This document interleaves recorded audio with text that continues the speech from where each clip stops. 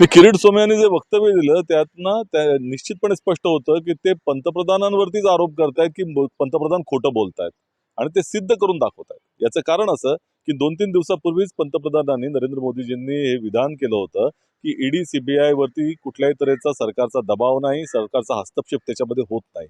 आणि आता किरीट सोमय्या असं म्हणतात की महाविकास आघाडीच्या नेत्यांना दबावात आणण्याकरता, ते सरकार पाडण्याकरता ईडी सीबीआयचा वापर त्यांनी केला.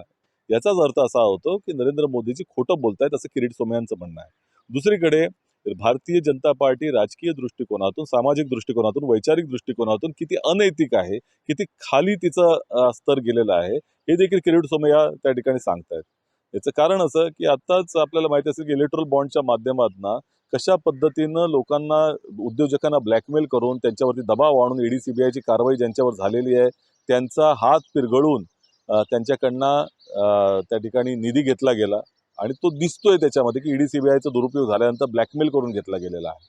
दुसरीकडे राजकीय जे काही तुमचे विरोधक आहेत त्यांचे सगळे जे आमदार असतील, खासदार असतील, त्यांच्यावरती ईडी सीबीआयचा वापर केला जातो, त्यांच्यावर दबाव आणला जातं, त्यांना ब्लॅकमेल केलं जातं आणि त्यानंतर त्यांना भारतीय जनता पक्षाकडे प्रवेश करण्याकरता उद्युक्त केलं जातं, जबरदस्तीने केला जातो.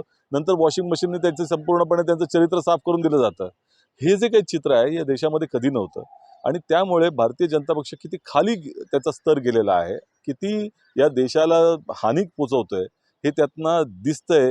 हे किरीट सोमय्या स्वतः सांगतायत आणि मला असं वाटतं की जनतेने डोळे उघडून पाहण्याची आवश्यकता आहे की भारतीय जनता पक्षाचं चरित्र, चाल आणि एकंदर नीती काय आहे ती.